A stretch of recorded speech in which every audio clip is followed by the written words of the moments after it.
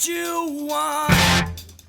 Welcome back, No Means Nerds, No Means Nobodies, No Means No Necks, to the No Means No Thing, No Means Nothing podcast.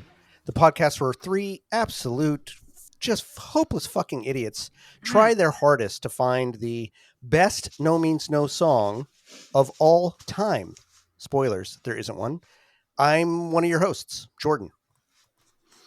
Hi, patient motherfuckers. What the fuck? Matthew. Hello.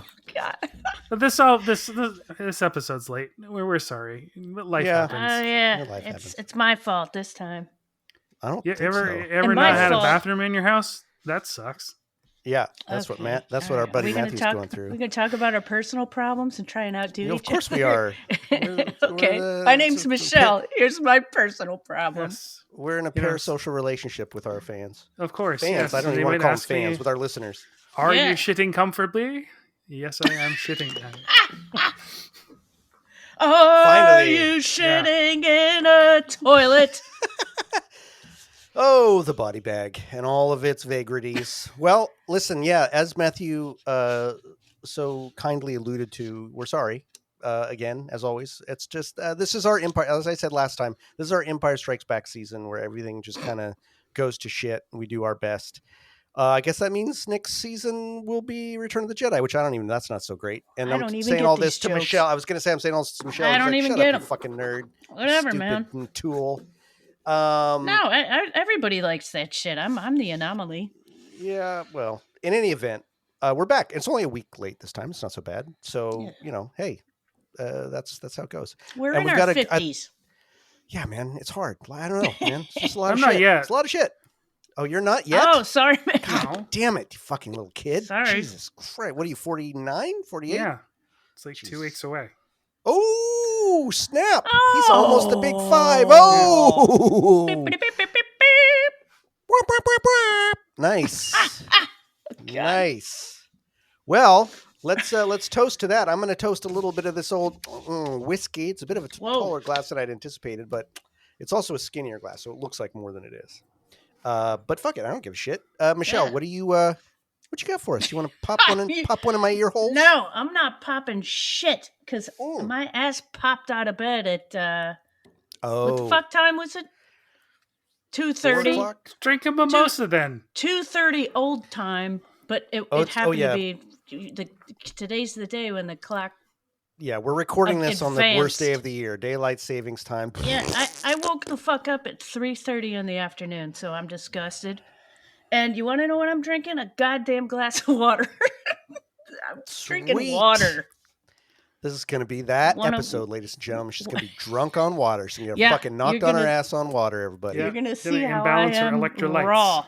Balance Yeah. your electrolytes. All right. Mhm. Well, after that scintillating Sorry, no reveal, sound effect for the water. what do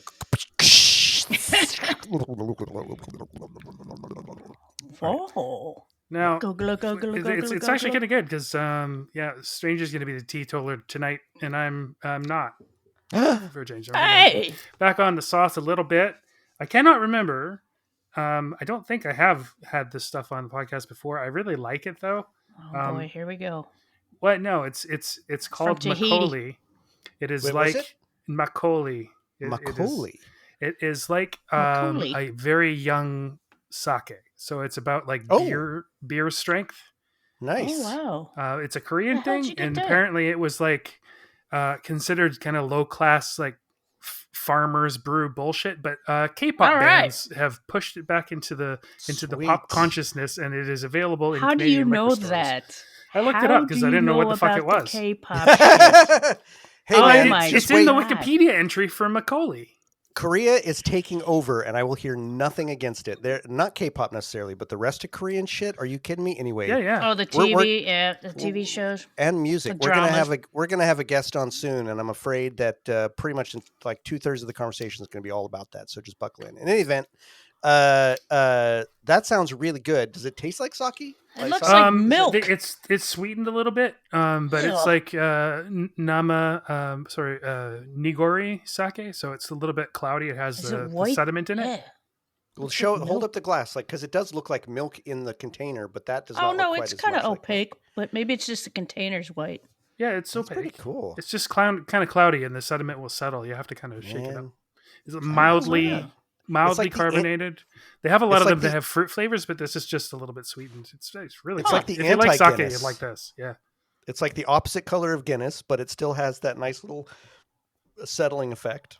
Oh Yeah. right, I see what you're saying. Yeah. And it's Yeah. actually a similar kind of mouth feel. I hate that word, Interesting. mouth feel. Mouthfeel. Why do you Yeah, hate I that guess 'cause word? it's Moist like- mouthfeel. Yeah. Panties.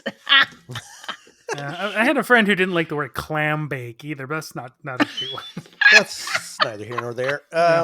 Yeah. So good. Oh. So it's interesting though. We've been in this. I guess the two of you are gonna have to drink next time, and I will have a non-alcoholic. We gotta mix this up a little bit.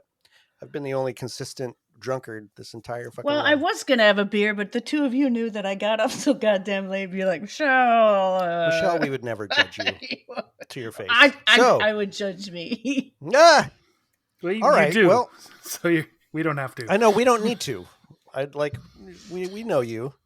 First one to judge you. Well, listen, everybody out there. I don't know what you got. I hope it's something interesting. Crack 'em open. Open? Crack 'em Open? open. Crack 'em open. That's like bad 1950s non-politically correct talk.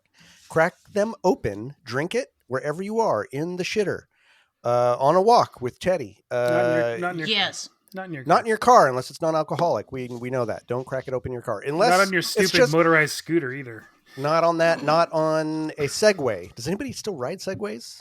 Except for like tourists who do those stupid Segway tours. Remember those things? Segways? Oh yeah. out of In shape Washington security D.C. is the only place I've ever Out seen. of shape security guards. Yeah. Paul Blart Mall. Mall Cop. I think the graveyard shift. I'm gonna have to next time imagine Paul Blart! Rob riding around on a Segway. Oh, someone's got to make a video for Graveyard Shift with just clips from Paul Blart Mall Cop. I think that would just be fucking the best. And again, Oh, speaking I of have which, no idea what you're talking about. some of you, I'm sure everyone here fucking knows, because it's not like we're the place you go to get No Means No information or the environs thereof. But Dead Bob has a sweet fucking video, a bit of AI nightmare fuel for White Stone Eyes. Go check that shit out. That is great. It's Yeah. fucking nuts. It's fucking nuts. And Dead Bob are on tour, so Dead go see Bob them if are you on can. tour. Western Canada. Look And them on up, even though they're going to be mostly done the tour by the time this comes out. It certainly seems like the momentum is of pace. So one can only hope that centrifugal force of the Canadian tour whips them off into other countries. That's my hope. Oh yeah. But yeah. Touring Western Canada at a not very fun time to tour Western Canada. Yeah, right? But, you know, as Yeah. with the previous iteration of this tour, people are going fucking crazy because why wouldn't you? These guys kick ass. I cannot wait to see them. Crossing my fingers I get to see them. Not much else to do in Prince Albert in mid-March. There you go. There you go. So So, I never knew there was a place called Prince Albert. I only thought it was In a can? No, I thought it was a piercing. I heard about that piercing. oh, is that the dick piercing? Is that one? Yeah. Oh, what the fuck? Why would you do that? I'm sure the people from Prince Albert are just This is like not rolling their eye. I can hear them from here, rolling their eyes. Yeah, exactly. This Well, is not a Prince Albert. family podcast. No. Can say Prince things Albert like is the dick third piercing. largest city in Saskatchewan, Oh, nice. which is not to say it's very big, but But still, Yeah. it's not the fourth PA. largest. PA in the house. So, what an episode! Last episode was, I think, entirely Andy free, meaning that they were all post Andy songs, and at least 3 of the 4 here, and we can discuss whether one of them is Andy era or not. I think it predates Andy personally, but this is all at least from the Andy period, the BA period before Andy. No, with Andy. I don't know what you'd call it. BCAD. So I'm very, very excited to talk about these songs. There's some true fucking bangers here. So we're going to go ahead and we're going to dive into it. Our first round this week is Valley of the Blind off of 0 + 2 = 1, 1991. This one won up against Life in Hell off of episode 4. And Michelle dissented and got pretty pissed, I think. Well, I because that's still one of am her now that you favorites. mention Yeah. it. Jesus. I Guys, still come on. came I back in. didn't it? Life in Hell did come back in. Yeah. Yes, it was a People's Choice for sure. Did we do it? Did we do it yet? I don't think so. Oh, I think I good. did. Anyway, Oh, did we? shows us how much we can keep track. Have another Macaulay, Matthew. I'm gonna look. Life in Hell did. Hey, Life in Hell did come back in, and it went through to round 3. All right. So it's there you still in go. the midst. So It came stop up being against. upset. It came up against Baldwin Must Die. So fuck that. That one hella good. So you don't have to be pissed. Anyway, Valley of the Blind, Michelle Dissenting, all of that. It's going up against Almost Like Home, off of really nothing, but definitely off of All Your Ears Can Hear, which was a film, right? That was a film. Yeah, Or a book that had a it book was that had a book. CD. Book a in it. book that had a There's CD bunch that came with it. That's Victoria right. bands. Compilation stuff. Yeah. So it's kind of from the Mama Sessions. That's from 1982, and it won out against Perambulate from the tour EPs in the final episode of season 1, episode 41. I was the dissent. I thought Perambulate should win. I still stand by that. As much as I like Almost Like Home, I still think Perambulate is an actual. Anyway, we don't have to relitigate that. I'm not mad about it. So Valley of the Blind versus Almost Like Home. And we're going to crack open the door, put on our blindfold, listen to a little bit of a mix-up, mashup of these two songs. 0.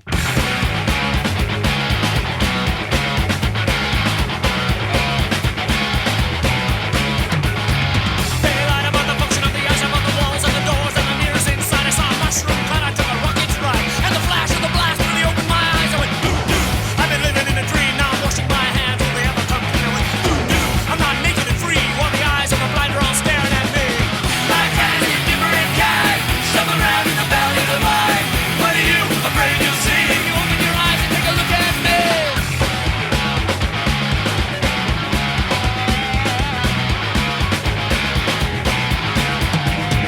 Tell me once, tell me 15 times, just give me my cue and I remember my life, 'cause I think I'm fast and I hate the please. Tell me what you want and that's what I'll be. I went boom boom, and I hooked to my lap, get your ass on the floor, say kicking the door. I went boom boom, we're dying like flies when I'm hypnotized, when I look in your eyes. Like crazy, different kind, stuff around in the valley of the blind. What are you afraid you'll see? If you open your eyes and take a look at me. Don't you look at me, don't you want to see what you made of me, what I wanna be. What you see, yeah, that's what I wanna be. Look at me, why don't you look at me? Why don't you look at me? Why don't you look at me? You see something, till it's time to face the world and find out what it's really all about. Almost like home. Almost like.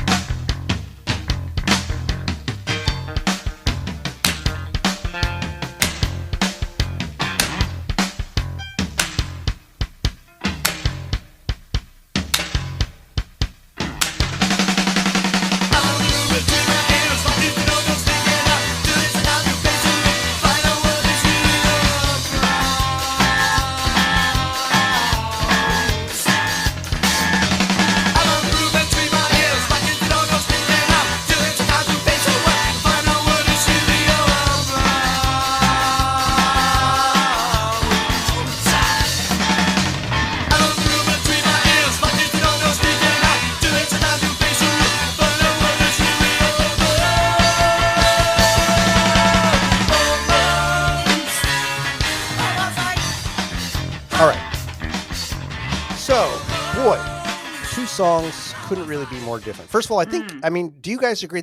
I think we know this for sure, but this is not like it's definitely John singing Almost Like Home. It's not Andy. I don't That's hear him on John. this at all. Oh, It's yeah. not Andy's I guitar. No, I think there's some Andy-ness like in the background somewhere, but it could be anybody. Hughes. I mean, I'm wondering because it doesn't really sound like his guitar either. I mean, it's a little more Oh, than yeah, it Rob would does. do. I guess. In any event, Valley of the Blind, Almost Like Home. I mean, compare and contrast these two. Yes, it sounds like Andy's guitar. That's fucking impossible. These songs are so fucking different. Okay, so I'm just gonna dive into Valley of the Yeah, Blind. I'm sorry. Yep, go ahead. No. This is a fucking booty shaker. Valley of the Blind Man. This is one of those songs. Yeah. It's just like this is one of their party songs. Impossible for me to not think of this as brilliantly in sequence on that album, right? The way that 0 + 2 = 1 ends with the 1 - 2 equals, and then the way this one starts, nothing. It's so fucking great. So amazing. It's like all time. And it's just so fucking groovy. This song is so groovy, and the syncopation and Rob and Andy's delivery is so fucking groovy. And some great references and the lyrics in this are just fucking great. And I've often felt that this song is sort of really generationally placed with the references, especially talking about the mushroom cloud and the rocket ride. Like those are kind of late 60s, the kind of Rob era shit that they were really going through. Really, that was when Landed on the Moon was a big fucking deal. Nuclear bombs, mushroom clouds, but also that whole opening lyric, they lied about the function of the eyes and the walls and the doors and the mirror inside. I saw a mushroom cloud. I took a rocket ride, and the flash of the blast really opened my eyes. It also makes me think that this is about psychedelics in a certain way. And like how psychedelics, mushroom, and, taking a rocket ride, we talk about like the door, or there's that phrase, the doors of perception from Huxley, and lying about the walls and the doors and the mirrors inside, and then immediately talking about a mushroom cloud. It really makes me feel like there's a dual reference there. It's referencing the sort of boomer era events, but also the psychedelic opening, especially when you consider that this song really feels like a big middle finger from one generation to another, and from one generation to society at large, right? This idea that someone who feels a little bit more awake or alienated is just surrounded by everybody who has their fucking eyes closed and doesn't see shit. And that when they look at you, all they really see is nothing, because that's all you wanted me to be. You wanted me to be nothing. You don't want me to be an individual. You don't want me to be myself. You don't want me to be anything but what you want me to be. So all you're going to see is nothing. And I also, this time in listening to that lyric, I went boom doom. Well, boom is short for boomer, right? So that's another sort of generational reference to me, like boomer doom. Like the boomer generation was the one that Rob was sort of in the midst of at that period. So I don't know that's kind of a reach, but it just struck me this time like, oh, that's also could kind of be a reference. There's a nice Macbeth reference in here, Lady Macbeth. Now I'm washing my hands. Will they ever come clean? That's almost a direct quote from Lady Macbeth's speech when she's gone completely fucking crazy and is trying to wash the blood off her hands. Holy shit. And these fuckers love their Macbeth references. There are a number of them scattered throughout various songs. So that seems, Widget. And there's a couple more too. And I'm not able to pull them out of the top of my head, but I know they're out there. But I think this song is really a great, an anthem of a generation in a sense. That sort of, it feels very 90s in that way, although it wasn't. These guys aren't from the 90s generation. They weren't. I was the 90s generation. We had Slackers and fucking, Pavement and all these sort of ironic bands. And it was a very ironic era. And this album is from that era. It's a different generation singing, but it's kind of very similar. It's not political, but it is, I feel like, one generation. And I don't know that it's one generation flipping off another generation, because it's just flipping off everyone around them as well. But it's a really great, just sort of exegesis about what it's like to be surrounded by a society that's just completely fucking asleep and trying to march you forward to death, basically, and totally not wanting to pay attention to who you are as an individual, and not setting up any sort of society that allows for anybody to feel like they can be an individual. While at the same time, the person's just like, fuck you. I'm going to do that anyway. What do you see when you look at me? Nothing. Cause you can't see anything, cause you're fucking blind.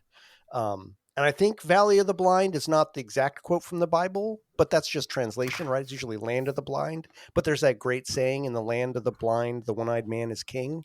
So it feels vaguely biblical, and it's in the way that they Wasn't there kind a of twist movie, that up. Valley of the Dolls? Was There's there a Valley of movie, the Valley of Dolls the... as well. Yep, for sure. And musically, this song is fucking great. I love the Yeah. way that Rob and Andy trade verses. I think they Oh, both yes. deliver such a great fucking performance. The just fucking groovy kind of, it's not necessarily syncopated, but the riffs, the guitar and bass riff on this It's are the so backbeat and the backbeat, right, is so fucking good, and John kind of shuffling in behind it. Yes. This is not a song with a ton of musical pyrotechnics in its way, but it's so fucking tight and groovy that I just love it. And by that I mean it's not proggy. It's not like it's not showing off in that way, or it's not weird like 0+2=1 is.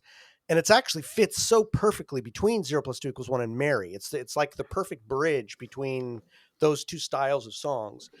There's a lot And of this, kind of repetitive, more sex Maddie type stuff on 0+2=1's. A little bit more sort of, it's very complicated, but it is repetitive and repeated. No, that's true. That's so fair. There's, I mean, we're doing another song from 0+2=1 later on. It's very, very similar in that way. Yep. In that, it's extremely complicated, but very repetitive as well. But that's not a bad thing. And in this one, the lyrical delivery is as much a part of the percussion section as everything else, right? The way that Rob and Andy deliver this is so tight and so fucking it just carries you along, right? Like, again, you don't really have to understand what they're saying to just be totally transfixed by the quality of the voice and the rhythm of the voice. And I really think Andy and Rob play so well off each other here, right? Like, Rob is so deep and earnest about it, and then Andy just gives that such a great sneer. Get your ass on the floor as they kick in the door. I mean, it's just so fucking great. Yeah. Yeah, they're both at the top of their game. I mean, talk about speak singing. This really is like, this is really one of the perfect examples of that, of using the voice without singing as an instrument. It's definitely, I mean, this is, it's fucking No Means No Rap when you get down to it. Jesus Christ. Totally. Yeah, right? I wrote it down on my paper. Totally. There you go. Yeah. Yeah, this song fucking slays. I just think it is so much fun. And this is a party song. I don't know, man. Fuck you. This is a party song. You could shake your ass off to this. Yep. And then contrast that with Almost Like Home, which is not like contrasting like, oh, it's so different. It's just, I mean, Almost Like Home is one of those. Well, it is. It's so different. But I mean, it's not different in the sense that it's one of their dirgy, anthems, right? Right. But Almost Like Home is right in that pocket of songs, and doesn't, a lot of people probably don't even really know it that well. That is like, oh, this was No Means No, still trying to figure out who the fuck they were going to be, right? Like, they could have been this, and there's elements of this that like, oh, the DNA is there, but this feels like one of the songs to me that's like, nope, they didn't go that way. This is one of the many worlds branches of No Means No that sort of died on the vine, and they didn't become this band in that way. But if they had, that band would have kicked ass too. This fucking song is great. Almost Like Home is fucking great. It's got a horn section. It's got got piano in there. It's funky as fuck. It's I think guitar forward in a way. Certainly not that bass. I mean, the bass is great, but it's not bass forward. And it's also a song, I think, where the cadence of the lyrics, this is where these two things go well together. The cadence of the lyrics is very unusual and interesting, and is as much a part of what makes the song interesting as Valley of the Blind, right? The pace at which the lyrics are delivered is really interesting. It's not normal. I don't mean normal. It's not it's not usual, right? It's very unusual. It's very intriguing and unique. And I think makes the song even more interesting than it would be otherwise. And it is a very compelling song. Luckily, we had transcribed the lyrics for it before. Matthew, you and I think, had pieced that together, so I went back and found them. It really does feel like a great song about, my interpretation of it this time anyway, was more about being in that weird liminal space between having just moved out of your parents' house, living in your own place, but still it's not quite like home yet. You're not quite ready to be on your own, yet you are, and you love the fact that all your friends come over, but what the fuck am I doing? The line about like the ceiling has dropped down a foot makes me feel like, oh, that's really about They're in a talking about basement. how well, yes, but also like I've grown, like I'm closer to the ceiling because I'm an adult now, right? But also being in a basement, They're in probably, a right? basement apartment. Yeah. But this, like on the walls all around are pictures of my friends and my heroes, and just kind of like I don't want to leave this room, and yet I also this is almost like home. It doesn't feel like home yet. There's this unsettled feeling of being trapped and yet also free. It just really, I think it actually captures lyrically very well that feeling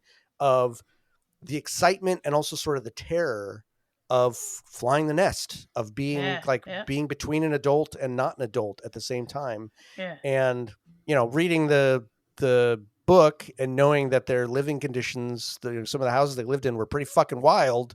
I imagine it was quite a scene, right? Like I'm sure this song came out of that scene. And I love that musically, I love that middle section where it really strips down. You've got that great guitar solo, and then the guitar solo kind of fucking dies, and then everything else sort of dies with it. And then it goes into that real jazzy part. It's like, oh shit, now we're just full into like some crazy jazz fucking routine here. Really good, just funky as fuck. I love how the song starts with the almost like home, take one. I really wonder if it was take one. I think that's bullshit. Call bullshit on that, but who knows? But yeah, what a great fucking rarity, right? Like a great example of where No Means No could have gone, like Pigs and Dogs, right? Like we never heard Pigs and Dogs again. We never heard that shit, but could have heard more of that. Didn't hear much of Almost Like Home again, but we could have. These guys are really versatile, really fucking talented early on. This one's a lot more polished than a lot of it is a lot more polished. That's true. Yeah.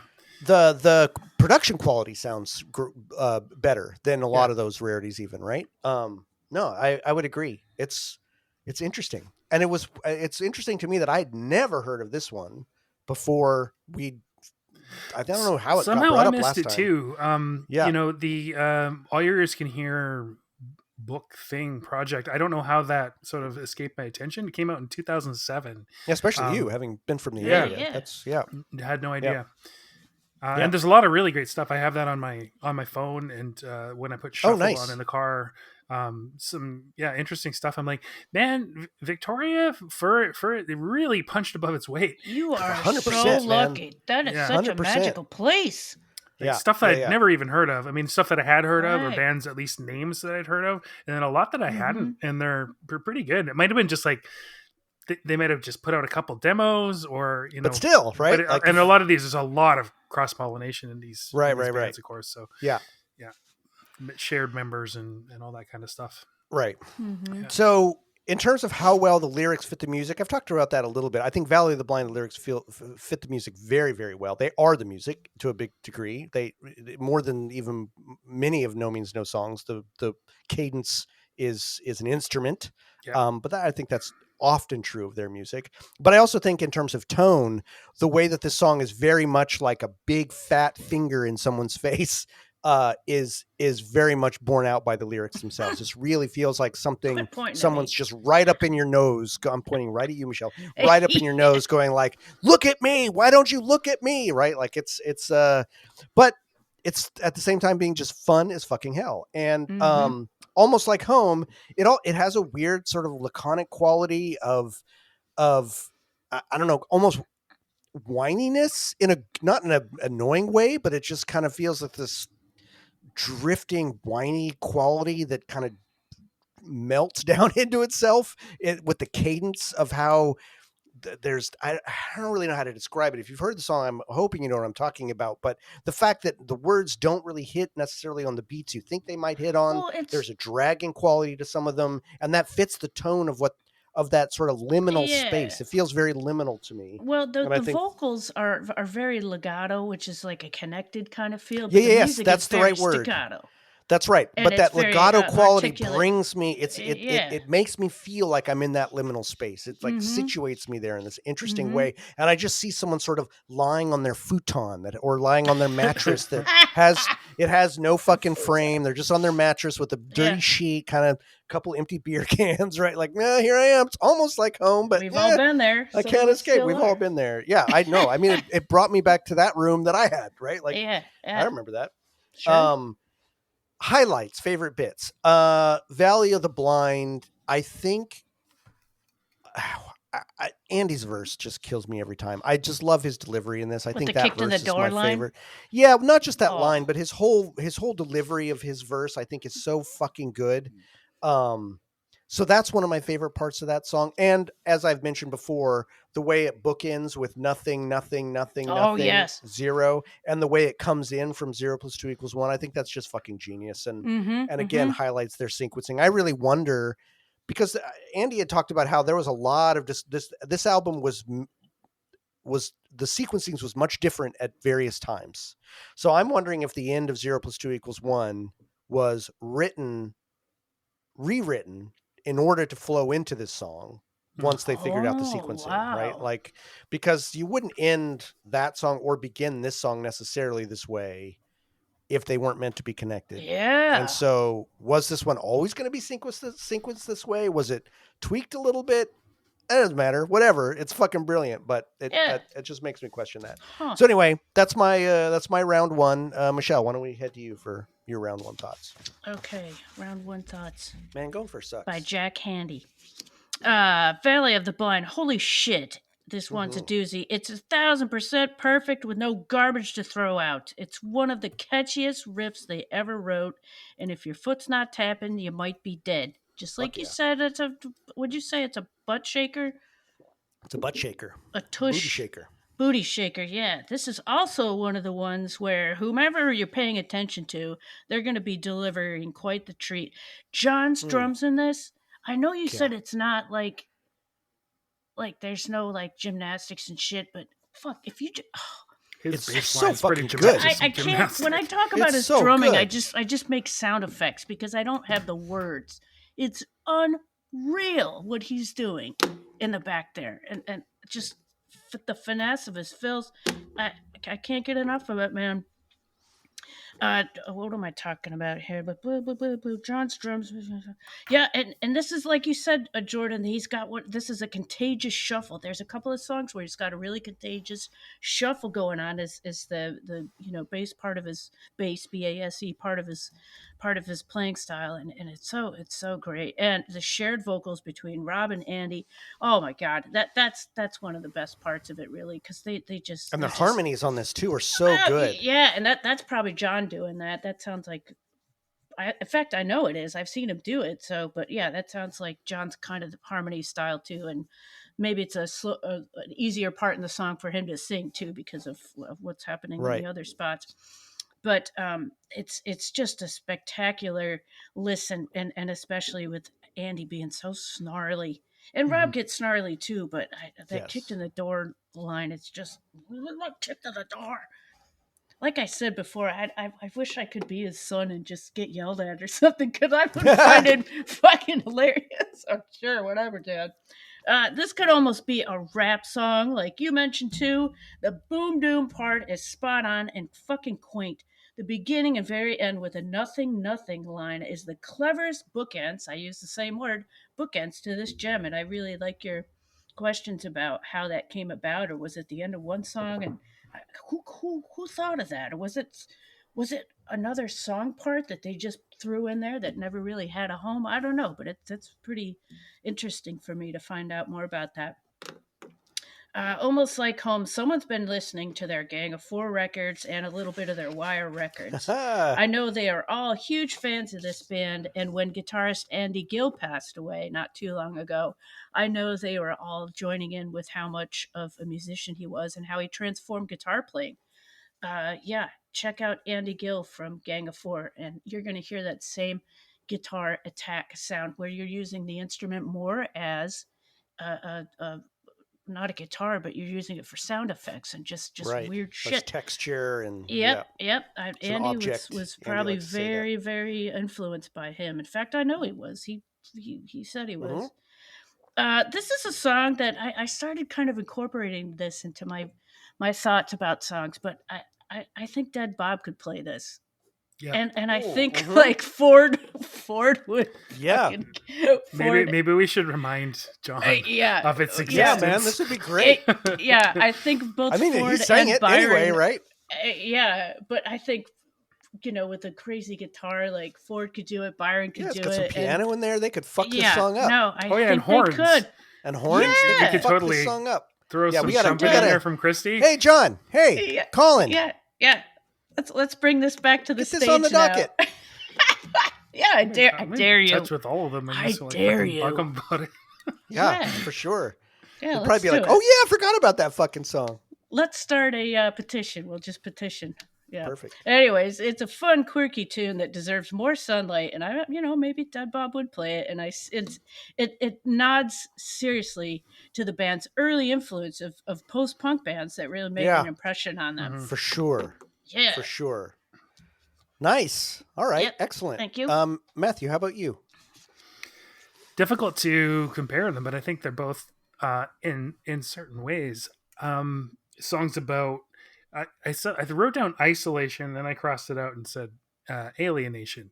Yeah, they're they're definitely word. Like isolated kind of protagonists, I suppose. Where in Valley of the Blind, the person doesn't want to be seen, is not seen. He's like, even if you're looking at me, you don't see me.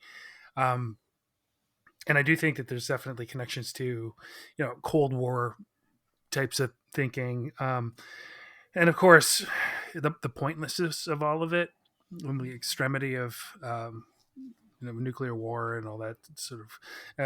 The other biblical quote, I think, is an eye for an eye, and the whole world makes the world blind. Yep. So that is certainly a reference, as well as in the land of the blind, the one-eyed man is king. I was thinking about your thing about generations as well. Like I would say, having spoken to all of them. Yeah, Rob's a boomer, but yeah. John and Andy, even though they're definitely born in the boomer time, are more Gen X. Off boomer energy. Yeah, they're definitely more Gen X. 100%. Yeah.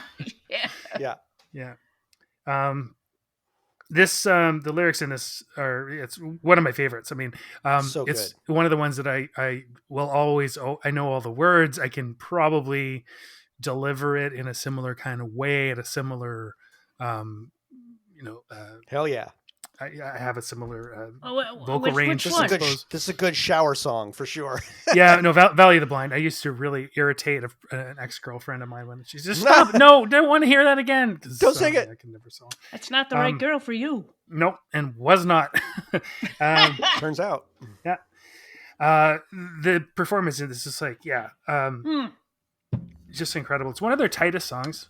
I think it's very tight. Yeah, that's true. Yep.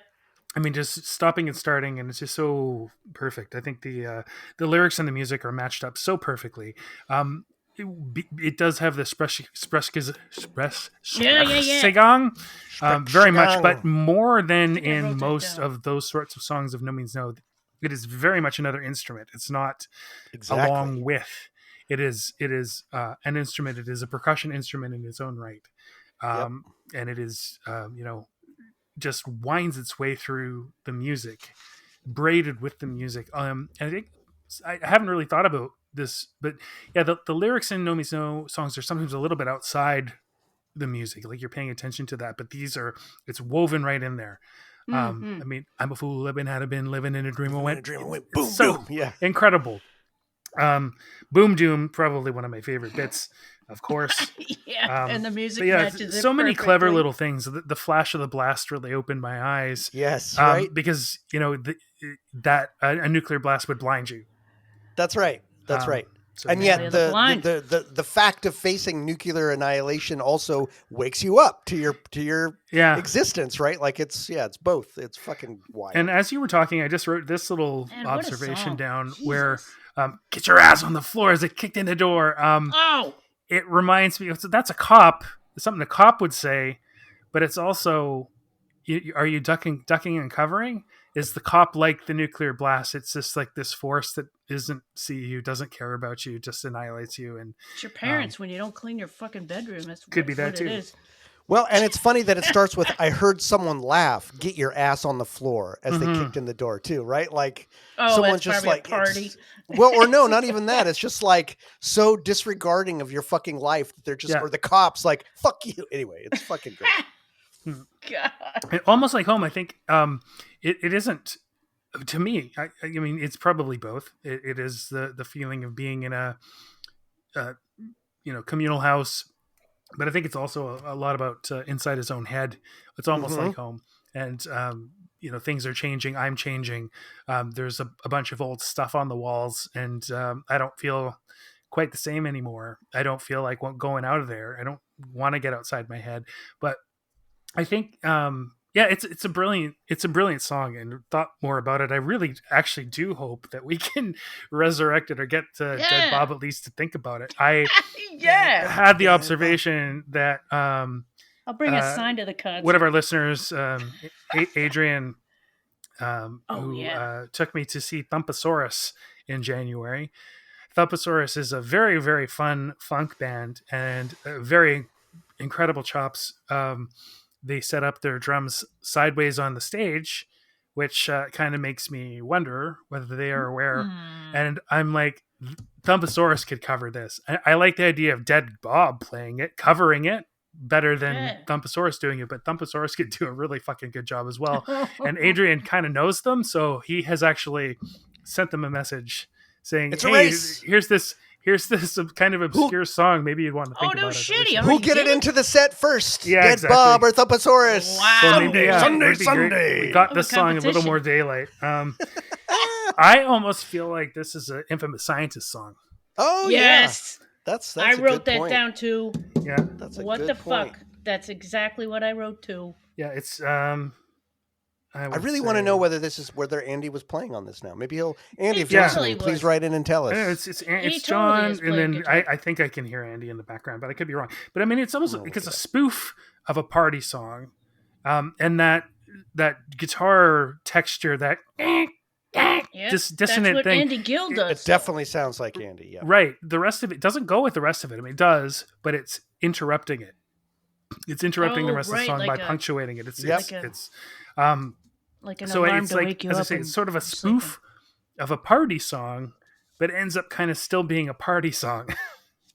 Because you could really play this at a party and it'd be really, really fun. But I'm going to interrupt you because we can answer this question right away. I just looked it up in Andy's corrections. Okay.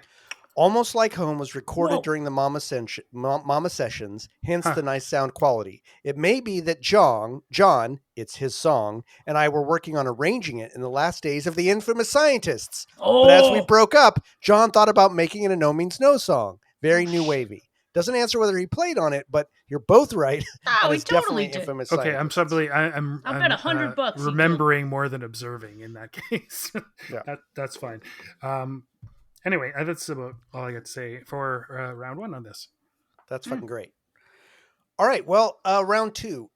How representative of these songs are No Means No as a whole? So Valley of the Blind, very representative, I think, in its own way, right? Like it's very much that the energy, the way that the music and the lyrics and the Sprechgesang, as they're just so in each other's heads. In each other's heads, and everything is so tight, and it's so ironic, but so fun and so multifaceted. The way the lyrics, to me anyway, like can reference two or three things at once. Scary but funny. Scary but funny. Just like Fucking everything sick is so Ominous. is so like tied in together. Nothing is extraneous.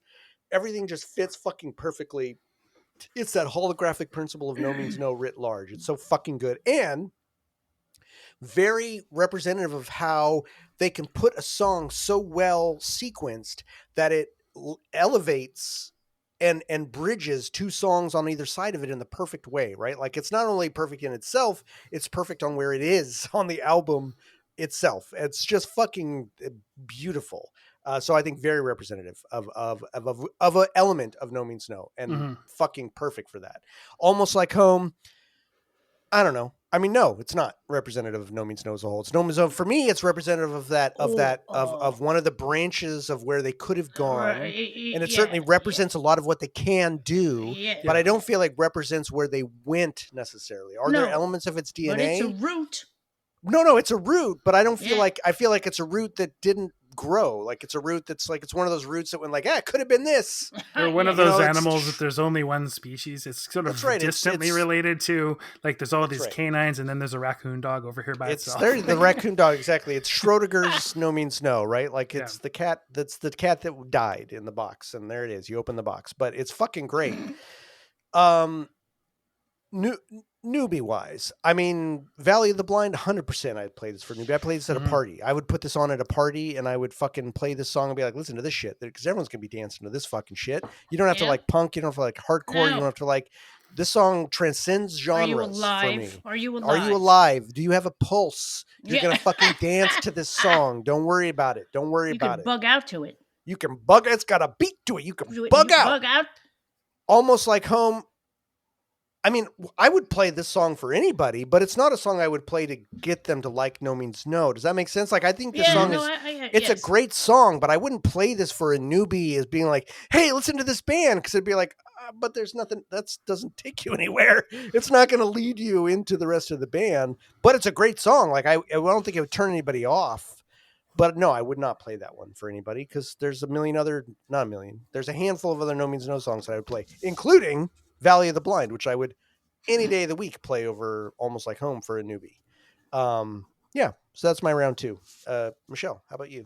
Oeuvre, newbie? Oeuvre. Both of these songs are fine early and mid-career examples of their work. I have a soft spot for the earliest stuff. I do. I have a soft spot for it, and because it highlights their great roots. I wrote the word roots. Roots. It highlights the great roots they were attracted to. They liked fucking Devo. True. They liked Wire. They liked Gang You're of Four. Pointing out those influences is important. That's important. Yes. Like, this is one of those songs I think that wears its influences. I don't know those influences as well, so for me, that's why I can't bring that up as much, but you're right. Adrian, the guy who was talking about Thumpasaurus with, I showed him this song. Today was the first time he'd heard it. And he thought there was police influence too, and I would say that I can hear that. Police used to be cool when they first started out. Yep.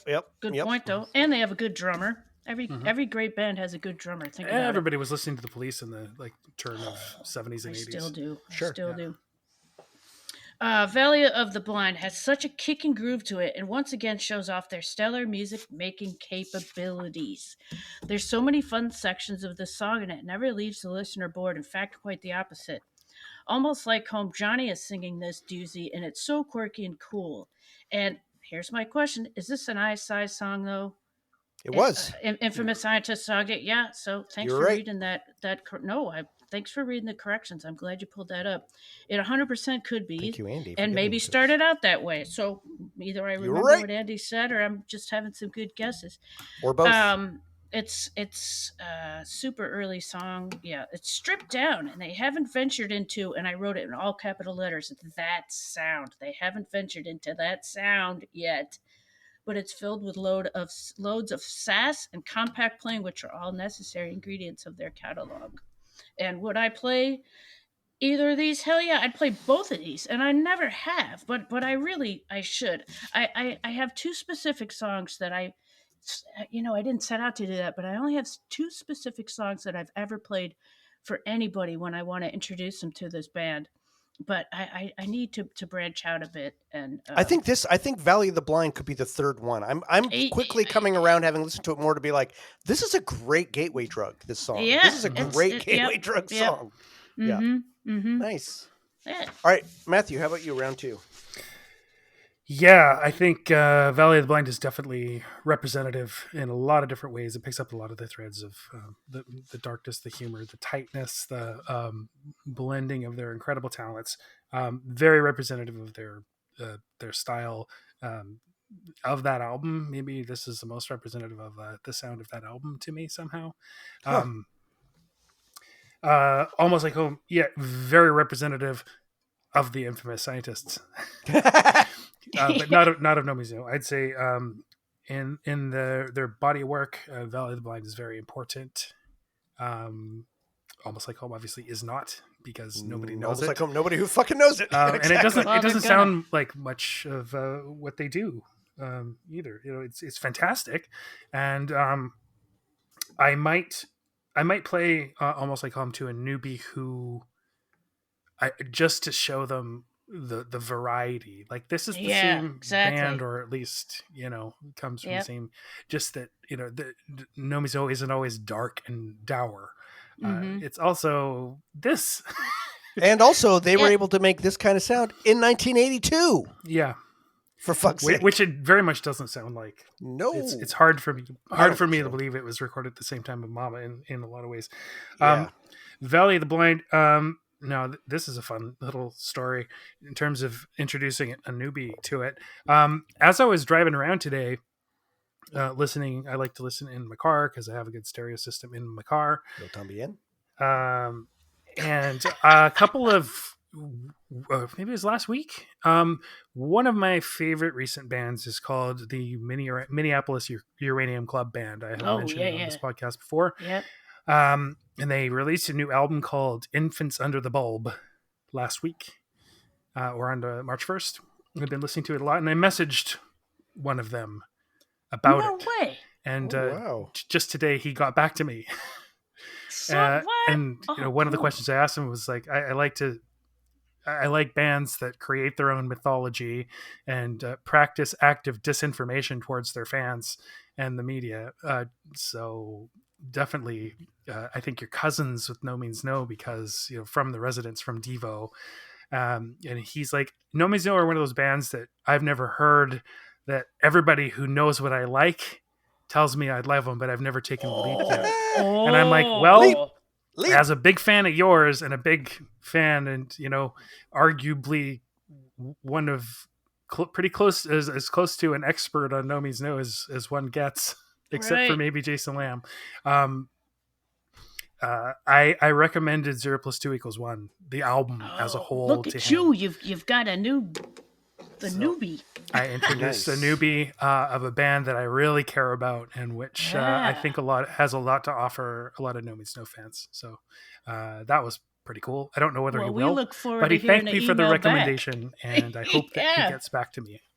Nice. Yeah. Spreading the disease. Yep. Excellent. All right. Well, round 3, the big one, which is totally meaningless and means nothing at all to anybody, period, except it's the part that makes our thing have any tension at all. The vote. So, Valley of the Blind versus Almost Like Home. No tension here at all. Valley of the Blind by 8,000 miles. There's no doubt at all for me. I mean, I really like Almost Like Home. I think it's a great song. But come on, Valley of the Blind is important. Almost Like Home is a wonderful curiosity that I'm so glad that I know about now. It deserves new life as a Dead Bob song. It deserves new life as a Dead Bob song. I'm so glad I know about it. But Valley of the Blind, I don't know. I don't need to. I'm not going to shit on Almost Like Home. Why do I need to? I don't need to. It's a great song. It's an homage. It's an homage to all that stuff they love. It's an homage to the stuff they love. It's a great song in its own right, as its own piece of art. But Valley of the Blind is Valley of the Blind. What am I going to say? It's fucking genius. I love it. It's beautiful. So not like anything. It's just its own. Not like anything. It's its own thing that other people can fucking reference. Michelle, how about you? What's your vote? Oh, well, I'm going to agree with you for a second vote of Valley of the Blind. Although I got to tell you, that Almost Like Home, I love it. I think it's great. I think they do their fine playing and telling everybody where it all came from, because it is. They were attracted to that shit. Mm-hmm. Yep. Nice. Yep. Matthew, how about you? It doesn't matter. Your vote's meaningless, but go ahead. Of the songs that kind of came up during exploration during this podcast, I would say Almost Like Home, maybe my favorite of the ones that I didn't know about. Oh, yeah. No, I would agree. Obscure, yeah. Actually, I agree. It's 100%. pretty fantastic. I would put it on, listen to it on purpose and everything like that. But Valley of the Blind is one of my absolute favorites. It's just so incredible, and I find there aren't a lot that are like this, but like it amps me up to such an extent. I can't help but just I don't know if it's tension or joy or just exaltation, but at the end, I actually will emit a little grunt of like, what? Oh, what a fucking song! Almost every time. I thought it was Just from listening medical to it, thing. just from like being amped up and just the exertion, just like, wow, fuck, man. Like, Yeah. and Yeah. I've heard the song thousands of times. And it's But every time 33 years Yeah. old, and Yeah, it doesn't get old. still doesn't get listened to it over and over again. Yep. Fuck yeah. Yep. Fuck yeah. Yep. Nice. Jeez. All right. Well, some unanimity to start off the episode. We'll see if we get that on this next round. But before we do the next round, we're going to go to a listener submission, which is going to be read this time by Matthew, and I'll let him introduce that. But just a reminder to everybody, we are fast running out of submissions. Okay. And Matthew, you're best at guilting our listeners into participating. I don't know how good I am at it because like nobody's sending shit in. Fucking doing it. But well, let me do my little pitch before you do your pitch. This is a podcast for and about the fandom. It's not just about the band. It's about three idiots who love this band so much they wanted to start a podcast about it, and about all the people that have joined our journey for listening for some unaccountable reason to us wax lyrical about this band. Because we fucking love them so much. Why are you listening? Because you love them so much. Let us know why you love them so much. Yeah. We love the fact that it's been such a popular thing and means so much to so many people. You know what? We could probably have a Patreon, but we don't won't do it. Yeah. We won't do it. I don't want 1 cent. We don't want your money. What do we want instead? I don't want your money. We're never going to do a Patreon. It's not going to happen. We want a present that you made yourself. Exactly. A submission. I don't want your cash. I want you to submit something. I want you to tell us. I want you to sit down and smoke like too much weed or drink too much beer and turn on your iPhone and turn on audio memo and just barf into the phone about why you love this band so much. About how you first heard about them, about that guy who handed you the mixtape, that girl who handed you the mixtape, that girl you were trying to impress and said, what the fuck is this? And you dumped them because they didn't like the band. Any of the shit that you want to say, tell us your story. One of my favorite parts of this whole fucking process has been hearing your stories about this band. Yeah. Whether it's through written submission or audio submission. He's pointing again. I'm pointing. We need you. He's doing a I want you. Yeah. We want you. Matthew, make him look like Uncle Sam with the point. So Matthew, where can they find us? NoMeansNothing podcast at gmail.com. Please send in your submissions. The 3 questions that we like to get to people started, but it does not do, incoherent ramblings are good too. Yes. What no means no means to you, your no means no origin story, and perhaps an anecdote involving no means no in some way. And that's a good place to start. That's what a lot of people framed their submissions around, but argue with us. Even like give us a story of an experience you had, an enlightenment you had, and a piss offedness that you had listening to our podcast. That's right. New insights into the songs. I really love hearing that. Like if we helped shine different light onto something that you've known, we've done this to ourselves many, many times. Something you think you know very, very well, have heard thousands and thousands of times. I love the fact that we can uncover new facets or new areas of thought, areas of appreciation for the songs, even if they're complete bullshit. It doesn't matter. Wrong. Yeah, that's right. Yeah. All right. So we're going to start harassing you on the Facebook group because we never whine at you for submissions there. So that's what we're going to do. All right. So here is a submission from a fellow Vancouver Islander name of Rob Ingalls. Thanks for sending it in. My name is Rob Ingalls, and I must admit that I'm late to the podcast and have just finished episode 35. Blasphemer! I first heard No Means No, You Kill Me EP in 1985. I was one of a small group of skateboarders in Nanaimo, BC, when that scene was still very underground. Someone in the house I lived in had this album, and it was a full rotation. We heard there was a gig No Means No were playing in Victoria, so a few of us headed south for that. This show was a 5 bands for $5 kind of show at the OAP Hall. That means old age pensioners, for those of you not from there. At least that's my recollection. DOA was a headliner, but No Means No really fucking blew me away. I distinctly remember Andy's stage presence drawing me in. Insert sneers and snarls here. I'm not going to try to emulate Andy's virtuosity at such things. This show was also memorable as Joey Shithead came up with a toilet seat around his neck, asking the crowds, "Do you know why they call me Shithead?" Oh, wow, God. maybe that's where they got. Do you know why they call me Mr. Happy? Anyway, over the following few decades, I got to see approximately 35 live shows and a couple of Hanson Brothers shows as well. The last being No Means No clones the Ramones in Nanaimo. Yeah, we were there, Maddie. We were in the Vancouver one though. He was in Nanaimo. He's talking about the. All right, they did it. I'm not sure whether they did that on that tour or anyway, doesn't matter. I lived in Vancouver, Tofino, and Victoria, where I currently reside. I was at the York Theatre to see No Means No backup Husker Du, 85, 86-ish. After the headliner finished, a No Means No chant started up in the crowd.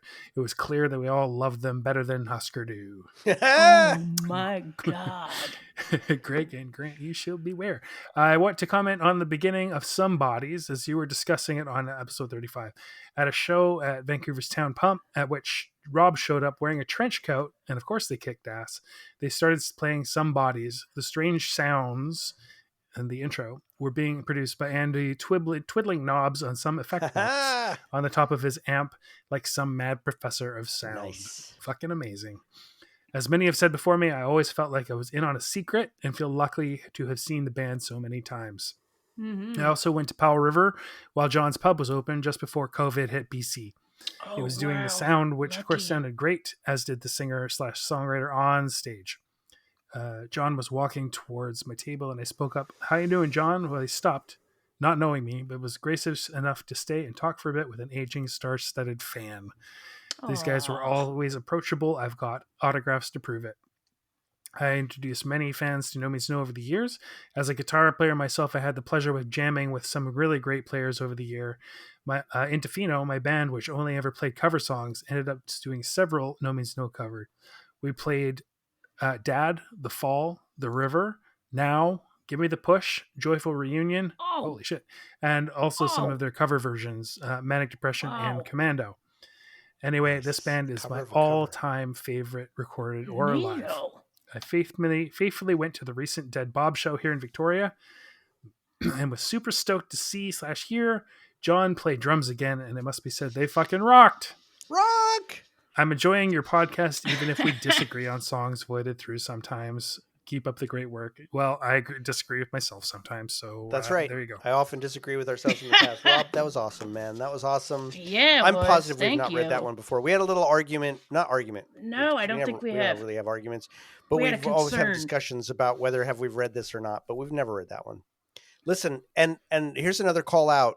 And Rob, thank you so much for that. Boy, I'm feeling the whiskey. If you've written something in and you have not heard it and you haven't written in within the last month, please let us know. Maybe it got buried and we missed it. People did that before. We called out like, "Hey, we're almost out." And people were like, "You never read my fucking shit." Yeah, and that gave us like 3 or 4 new ones. So if you haven't heard your thing and you did send it in, please remind us. Because we're not great at this shit, right? Yeah, I try my best. Don't assume we are organized. Jordan is way more organized than I am. And I'm busy as fuck. I got hardcore, I got 2 teenagers and a full-time job, and this shit often slips by my ass. So if we've missed your submission, please resubmit it. Because we want to read all of them. Yeah. So if you're like, you guys are asking for shit and you never read my shit, it's not because we didn't like it. All of them will go on. All of them. Okay. So there's not anything that we're like editing out. So if we've missed yours over the course of this podcast, send that shit back. We will get it on the podcast. Even if you've already submitted, if you're a new listener, then submit your shit. If you're if you've already done it, fucking reflect on it again. We'll hear it again. I mean, we'll hear something different. We're talking about the same fucking songs over and over again. No shit. Like, we don't need it. It doesn't need to be unique. We'll start reading them over again. Cause man, Chuck, send us a new one, Chuck. Chuck. Now that we don't do the phone, Chuck was the only person who routinely would call us on the phone when we had that phone number. That was the concern. Yeah, but we don't have that phone number anymore. I mean, we still probably still have it. We don't. They were sure intent on giving us quotes on our insurance. That's right. That's right. Maybe if we ever need a filler episode, if we ever skip an episode, I'll pull up some of those. Just put do you them on remember? Do you remember when Chuckson is in where he played wrong and he took a shower while the record was on and the cops were banging on the door? Yeah, I'll never forget that. It's fucking hilarious. All right, let's go into our second round. And Robert, thank you again, man. That was fucking awesome. Great to hear someone who got to, and jealous to hear someone who got to hear them so fucking awesome in those early days. I know. So, hats off to you and fuck you at the same time. Man. All right, so round 2, where Matthew's going to start us off. Round 2, fucking hell. We've got And That's Sad off of, I think, Small Parts Isolated and Destroyed. Am I right? It's not the day. Yeah, Small Parts Isolated and Destroyed, I think so, 1988. Yeah. Now, that one won out against Some Bodies in episode 35. Michelle was a dissenting vote in that. Why did you say... Michelle voted for Some Bodies over And That's Sad. Hell yeah, she did. That's hard. Oh, my God. It's a hard one. I 100% stand by that vote. Gotta say, that's my thing. 108 billion% stand by my vote. That one went up against, or now it's going up against Every Day I Start to Ooze off of 0 + 2 = 1 from 1991. Now, that one won out against Jubilation, and that was unanimous. I don't know that I'd vote the same way again. I love Every Day I Start to Ooze, but I think Jubilation is one of the late period masterpieces. You should question that fucking vote. No, we'll talk about that when we get into the talking about it. But no, I would never go back on that vote a million times. Let's pause, though, before Matthew goes into, before he starts to talk. We're going to hear a little bit of these songs, but really what I'm clipping out is Matthew draining the snake. So here we go. Listen to a little bit of these while Matthew pees. What you should be in the name of decency. You do the same for me, and that's sad.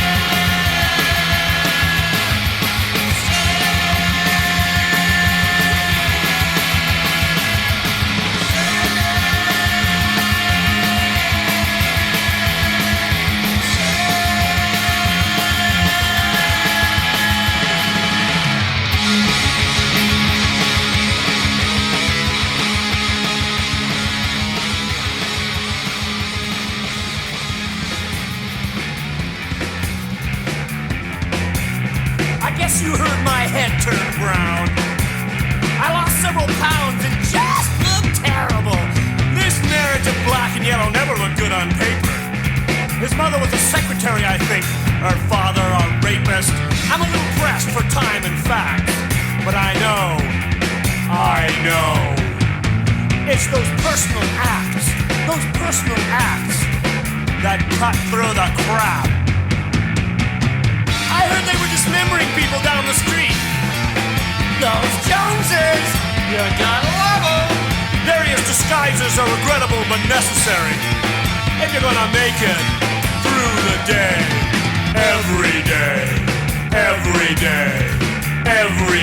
I start to ooze. Every day I start to ooze.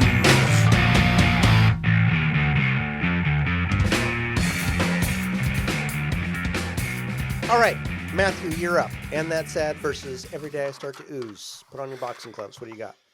Okay. I just flip my page here.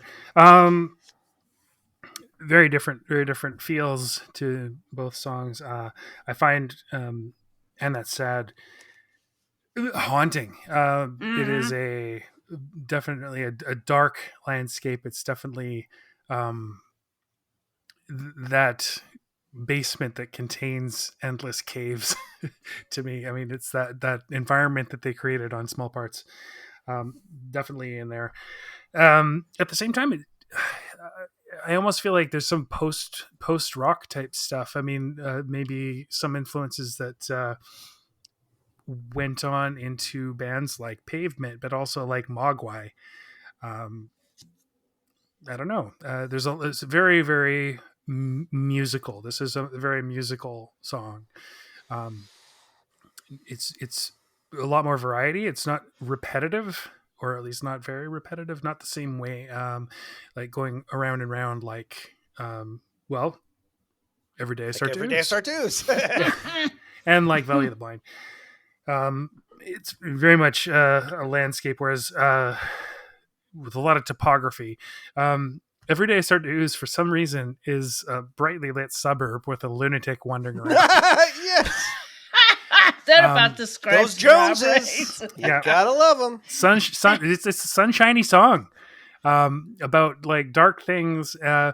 And having been a speech pathologist, this sort of reminds me of They're As Broke as Aphasia, where you understand everything, you just can't produce it. And then there's Wernicke's aphasia, where you talk up a real good game. It sounds super like eloquent, and but it's not quite connecting, not really making sense, and you are not aware that it doesn't make sense. And that to me is a little bit what this song is like. And I have heard, I mean, I don't remember exactly what it said in the book, but I think it was that it was assembled from kind of snippets. It wasn't written as much as assembled. Yeah, it's a super quotable. So like maybe the most quotable. It has some of the most lyrics, whereas And That Sad has some of the fewest lyrics of any No Means No song. That's interesting as well. And I'm usually a lyrics guy, but I really like how spare the lyrics are in And That Sad. Like, and interestingly, Andy's part, the part that Andy says, is not in the liner notes and is not in any of the lyrics websites, which I think just type out liner notes. But his part does not appear in print anywhere. It doesn't seem like. I couldn't find it anyway, so you have to really listen. Okay. And I'm never sure whether it. I mean, there's an effect, and there is some sort of synchronous effect on the vocals, but I can't tell whether it's Rob and Andy, or Rob and a melting Rob, or melting Rob and Andy. And which part are you highlighting? Just the really the main part of the lyrics, where it's very monotone. It's Rob, but I don't know how many Robs. I think it's Robin. I think it's Rob and Andy. Some bits I think are actually Rob and Rob. But no, there's a heavy effect on one of the Robs, I think. Very heavy. Very Rob heavy. 1 and Rob 2. But I mean, this song, it's got fast, slow, it's got loud, quiet, it's got jangly, and then like sinuous and ropey. It is lots of stuff going on. Ropey. As I say, Every Day I Start to Ooze definitely does remind me of like some kind of mental illness, like somebody ranting about stuff that it makes sense to him, and he's got these really crystal ideas, but they don't connect to each other, and it's amazing that way.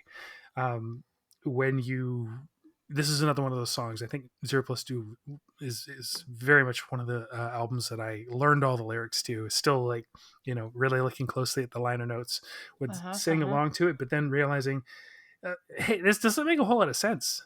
It's fantastic, but it isn't coherent. Not really. The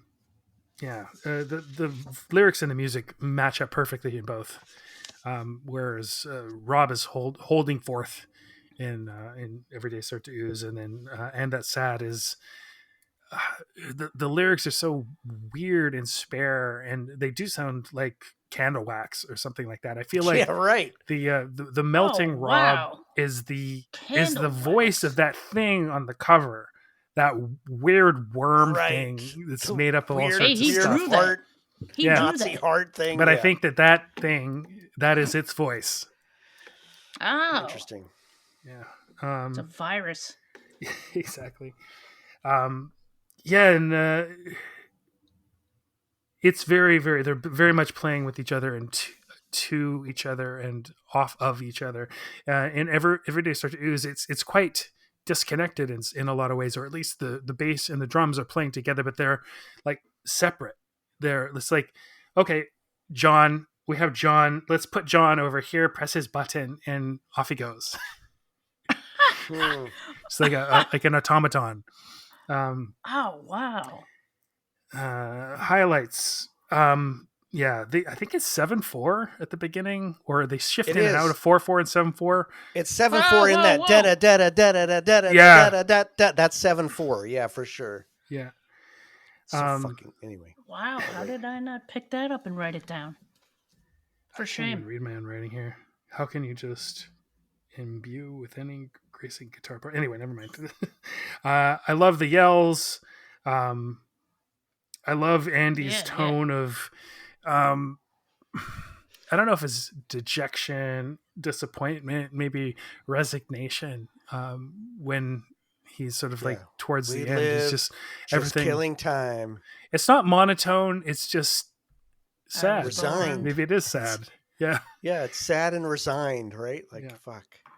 And so much of Everyday Start to Ooze, it's like the whole song is turned up to 11. Like everything is, it's silly. the complicated repeated riff, and then the weird dancey part, and the fact that a bunch of the lyrics, shouted lyrics, stop picking at it, you dumb fuck. You can hear like it's turned up too high. It's blown out. Yeah, it's blown out, and I think that's part of the purpose. The whole song is blown out. So good. Yeah, and that's why I think it's like a very, very sunlit, that uncomfortable, hot summer, way too bright. Some fuckers wearing shorts that are way too short as he reels around the neighborhood ranting. Yeah, I don't know. The only downside I can think of to small parts, to And That's Sad, is that I want small parts to come in after it. I mean, that's my way with so many of these songs. It's just like the only downside is that it's connected to the next song for me. But that's just my memory. Evaluating these on their own is a different sort of chore. Short. I guess in Everyday Start to Ooze, I mean, so many words are so great. So quotable, so many little bits and pieces, so many names for things. Unday, nunday, use day, but ugly. It's so fantastic imagination. I guess the only low light for me is, there's that dancey bit with the really 80s sounding keys, which is fantastic and funny, but I don't always want to listen to it. It's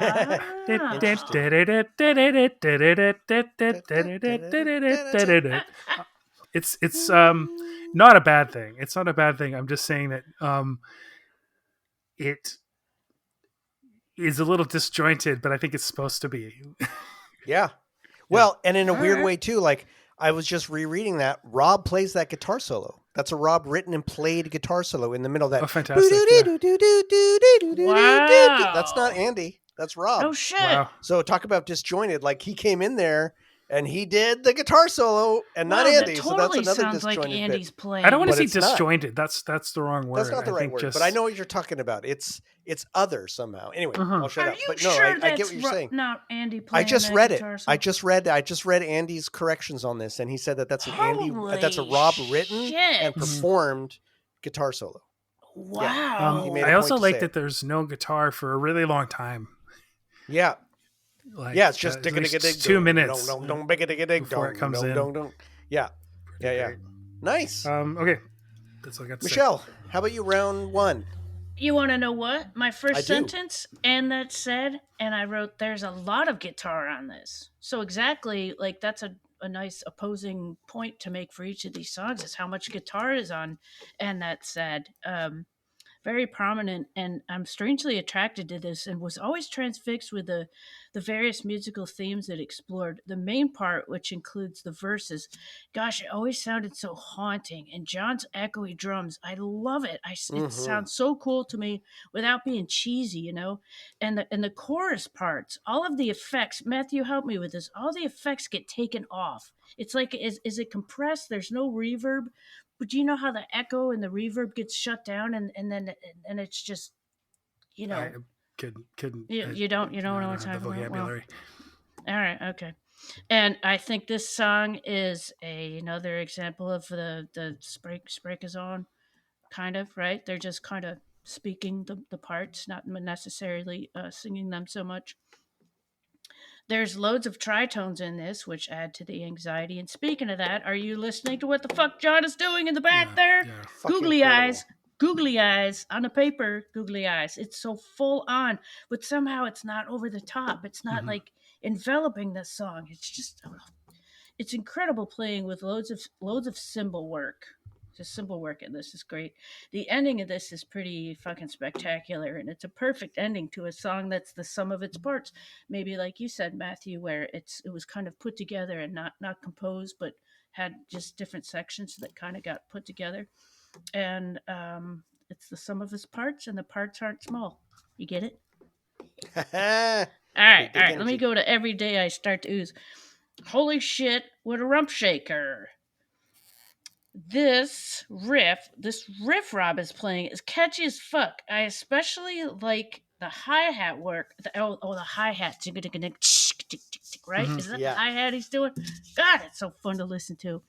That kind of makes it funky too, and that cymbal part. But Rob's vocals in this are unreal, and I cannot get enough of them. Every human emotion is represented here, and it's a total hoot to listen to. When he gets to it's those personal axe parts, they fucking kill me. Yes. You know, again, I don't listen to the lyrics, but it's so personal. The suicide pacts.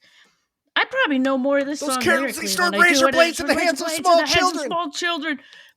It's my face smeared on the pavement.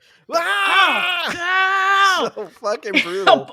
And then a bold plan drawn up by assholes to screw morons. News at 11. How funny is this? This song is so fun to listen to because there's some great one-liners in it. Like with some of these songs, the ooh, black and blue and red, that's like you were talking about. It took me a while to get used to it, and maybe just I like the way you explained it, Matthew. What did you say? What did you say? You just said. Oh, just that it sort of. I like what you said. It doesn't take you out of the song, but it is surprising. I don't know. I don't quite know how to describe it. Yeah, you said that you don't want to listen to that part, or you don't want to listen to it again. But it's still like fucking great. Like it. I don't. I don't always want to hear that. Yeah, you don't always want to hear it, but it's fucking great. Yeah. And I like what you said, and that makes me feel a bit better about sometimes we're like, wait, what? You know, that kind of feeling. But I do finally just believe it as part of the song, and not believe it, but just embrace it as part of the song. Embrace it. Yeah. I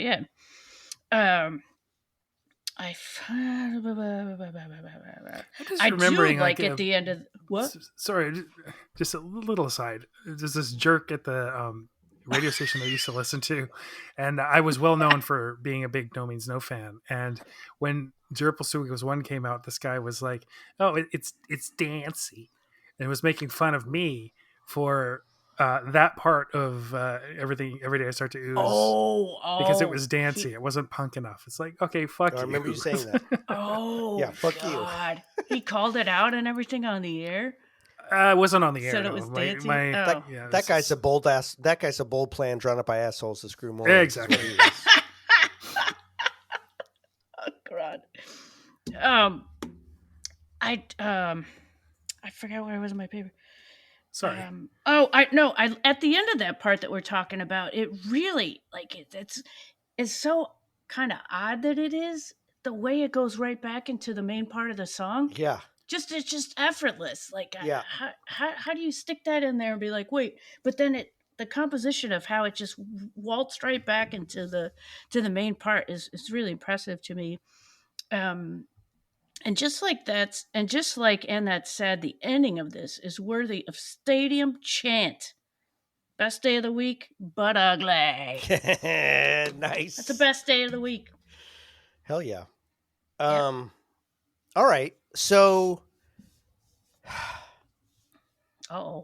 And That Sad is like leaping up my No Means No charts, like fucking charging up the hill. The more I listen to this song, every time I listen to the song, I like it more than the last time I listened to it. I did not give this song the credit it was due early on. I think I said this when we first reviewed it.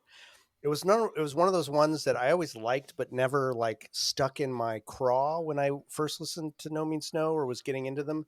But now, I don't know why, this song is fucking incredible. This song is fucking incredible. And I don't know. This is like top tier No Means No for me now. Like why is that now? I think the more I listen to this album in particular, but this song, it feels like the three of them working together in a way that's like three good friends at the top of their game, putting all of their ingredients into what they could make in a way that was so effortless, that felt so like they're just in the flow, making a song that's so fucking perfect. And the lyrics in this song are very straightforward in their own way, but they're almost like, I was talking to Parker, my son, the other day, and he was like, yeah, this is almost just an instrumental. Like the songs are, the lyrics aren't, they're not like, the lyrics are just part of the instruments. It's not, they're not trying to like make a big vote. They're not trying to wow you with the depth of their songwriting. The lyrics are just, they're an instrument, and this is an instrumental. They're not, like you don't have to dig too deep. They're just part of the. And I disagree, but yeah.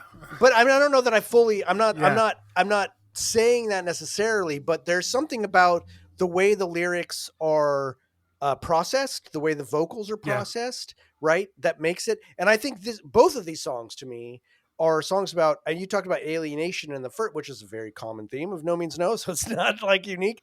These are both very much songs about alienation to me, and That's Sad, and Every Day I Start to Ooze in different ways. Right. And That's Sad is this song that's like, gets to the root of what it's like to be a human being standing in the face of the fact that every part of our world wants to define you and make you into what it is, and that's sad. Like you can't be who you are. You just live killing time. You just live waiting to die, and that's sad. Like here we are, like and that I, the person singing the song, am also a force of that to you, right? I do the same for you, and that's sad. I'm not immune to it. I am that person for you. That makes you try to be something you're not, right? Like I'm not out of the system. I'm part of this. I'm part of the system, and I can't help that. I'm just in it. And musically, this song is fucking incredible.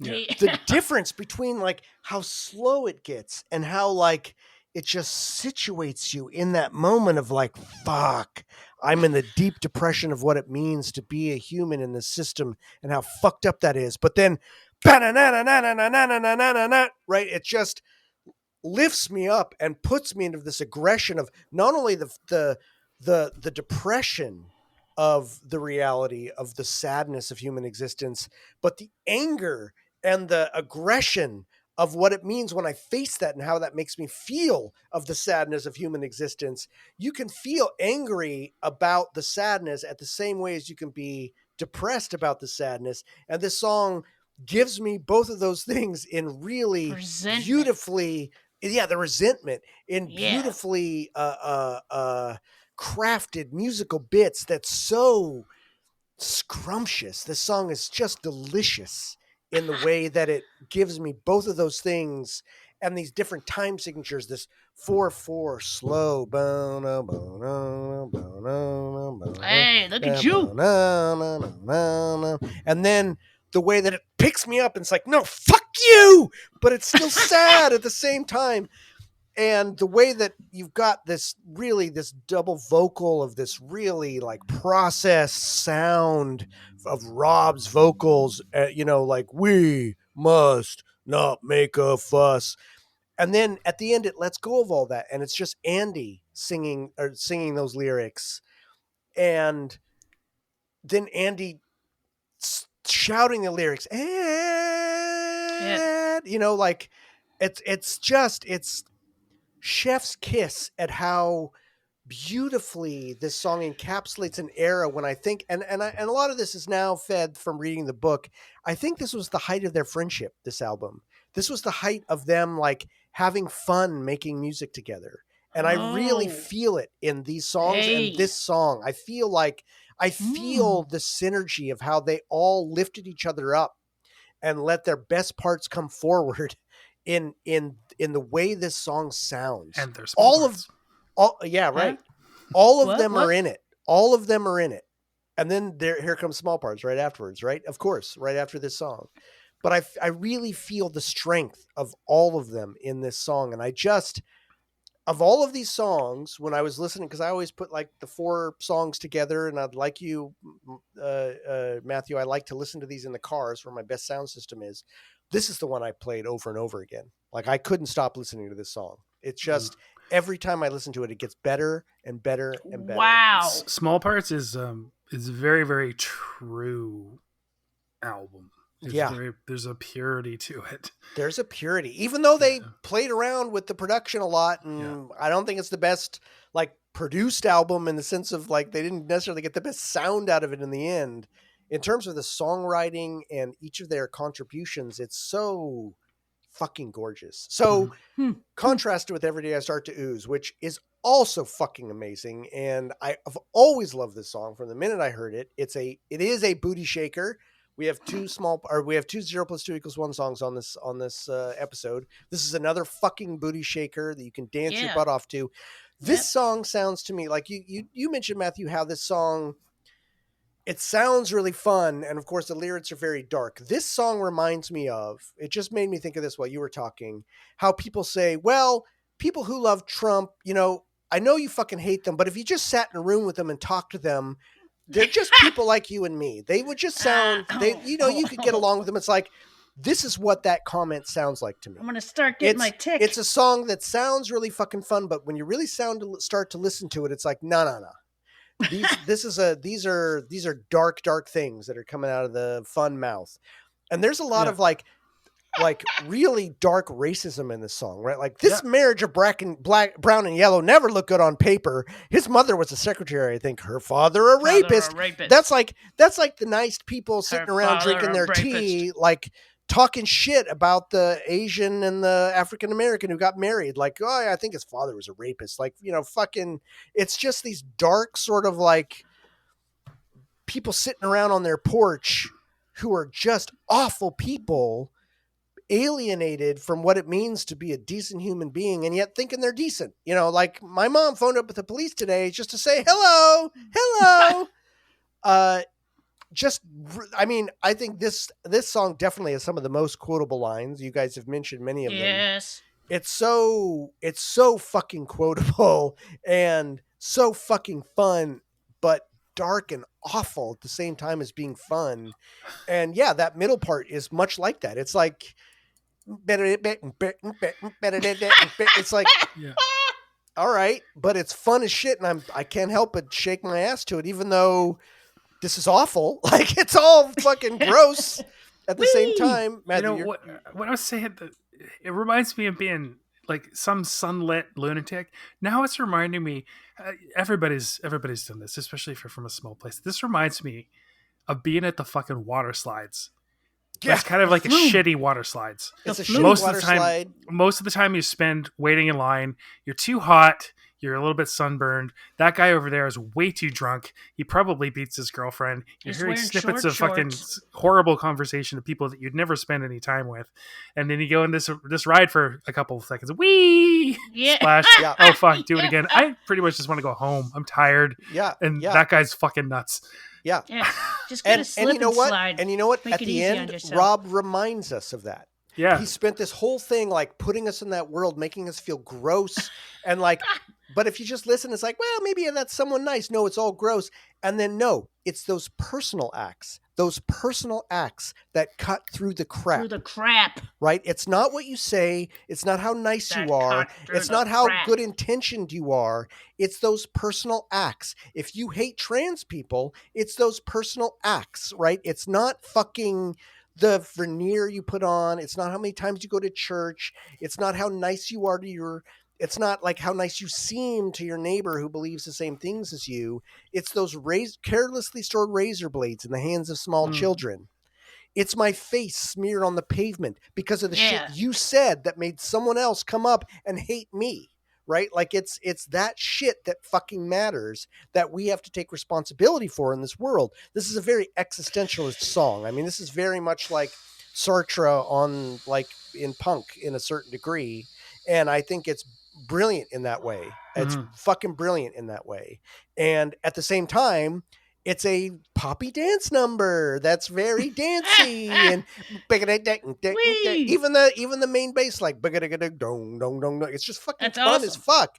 But it's an incredibly dark song underneath their fucking fun lyrics. Very unhealthy song. And in terms of comparing and contrasting them, I think they both talk about the same thing. They're both about, in a certain way, they're both about that how society shapes us and isolates us and forms us, and yet at the root there's something else that just cries out to be individual, that wants to be real, that wants to actually come out from that chrysalis of fucking shit that we're wrapped in but can't. And that's fucking sad, and that makes me ooze, and that's just, you know, the end for all of us in a way. Wow. But these are the tones on these are so different. How amazing that there's such an exploration of something so similar from such different tones, but still just different facets on the same fucking But you can't make crystal. it silly unless you know exactly what it is, you know? No, exactly. Exactly. Like, for sure. You got to play And That's Sad before you play Every Day I Start to Ooze. It's just amazing It's that the these rules. are the same fucking band and that there's similar touching themes, if not the same, in these two songs, and that they both fucking kick ass in their own fucking way. It's insane that these are the same band. It's really crazy that they're the same band. Favorite parts. The last part of That Sad, and That Sad, when Andy is singing and they're just letting loose, and musically, that is so transcendent. The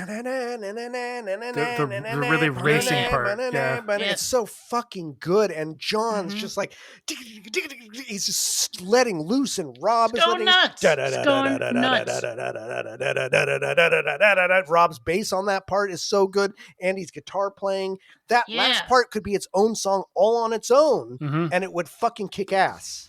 That last minute and a half could be its own song, lifted out of the rest of it. You'd go like, that song fucking slays, but it's not. It's part of a 6-minute song that altogether is greater than the sum of its parts. So, but I don't know. That whole song is my favorite part. It's just fucking amazing. Every Day I Start to Ooze. Yeah, my favorite parts of that song are when they clearly intentionally let Rob's vocals get way blown out. And he's like, it's every day. It's every day. And I love the fact that he doesn't pronounce, I don't know why this is one of my favorite parts. He doesn't pronounce beetle well at all.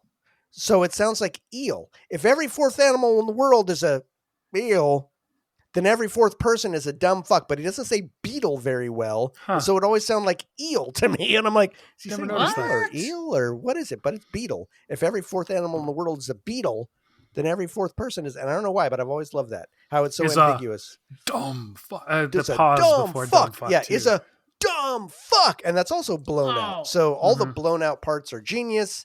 I love them. These songs fucking rock. Yeah. What the and fuck? The Tom Phil after dumb fuck. Yeah. So so good. Love it so much. Yeah. So great. Oh. So carry into that round 2, Matthew. Yeah. And That Sad I don't want to vote.